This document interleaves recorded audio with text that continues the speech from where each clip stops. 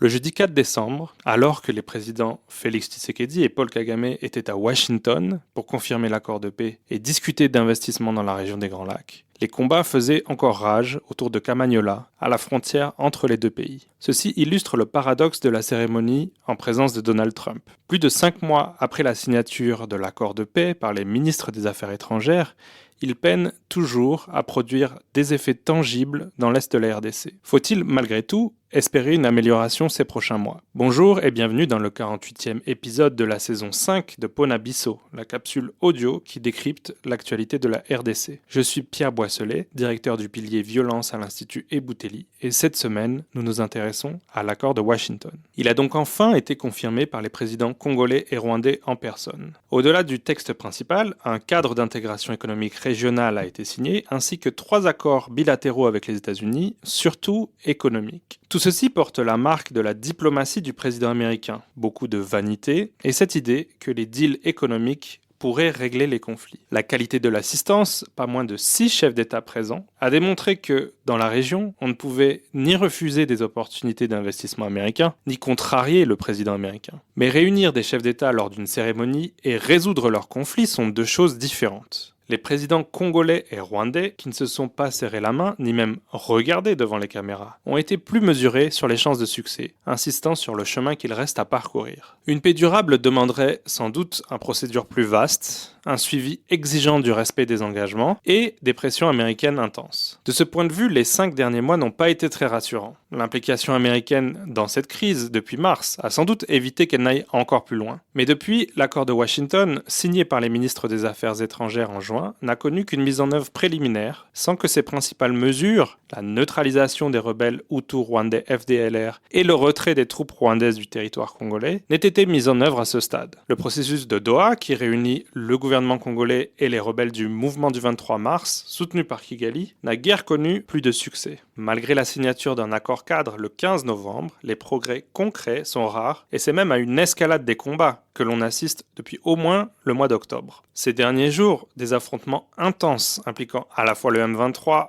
les miliciens Wazalendo, des drones des FARDC et probablement les armées burundaises et rwandaises se sont déroulés au nord de la ville d'Uvira, faisant craindre une reprise des offensives majeures. Du côté du gouvernement congolais, on semble toujours espérer que Trump fasse pression sur Kagame pour qu'il retire ses troupes de l'est du pays. Pour cela, la RDC dispose d'un atout de poids, les immenses richesses de son sous-sol. Selon ce scénario, des investissements américains d'ampleur seraient réalisés en RDC et en conséquence, Washington pèserait de tout son poids pour résoudre les risques sécuritaires. Pour la partie investissement, des avancées ont été réalisées à Washington avec la signature de l'accord de partenariat stratégique entre les États-Unis et la RDC. La RDC s'y engage à donner un accès prioritaire à ses ressources clés aux entités américaines, des avantages fiscaux et à réformer ses lois pour améliorer le climat des affaires. Du côté des contreparties sécuritaires, c'est moins clair. À l'heure où nous enregistrons, le texte sur le partenariat élargi en matière de sécurité n'a pas été rendu public. Mais il sera sans doute insuffisant pour faire évoluer les rapports de force sur le front. Par ailleurs, les États-Unis ont signé un accord cadre pour une prospérité économique partagée avec le Rwanda, qui n'a pas non plus été rendu public à cette heure. Mais cela n'augure pas nécessairement de pression importante de Washington sur Kigali. Quoi qu'il en soit, le gouvernement congolais a tout intérêt à faire des efforts plus importants pour améliorer le climat des affaires. Que cela amène la paix ou non, que cela attire des entreprises américaines ou non, dans tous les cas, cela favoriserait au moins le développement économique, la prospérité de tous les Congolais et la puissance du pays, condition nécessaire avec la réforme du secteur de la sécurité pour qu'il se fasse respecter par tous ses voisins. Il n'y a pas de doute que la communauté internationale devrait faire plus et mieux pour condamner toute agression de la RDC. Mais si puissant soit ses parrains étrangers, les solutions durables aux problèmes de la RDC devront venir aussi de l'intérieur. Pour recevoir Pona Bisso chaque vendredi sur votre téléphone, rejoignez notre fil WhatsApp en envoyant GEC ou Eboutelli au +243 894 110 542. À bientôt!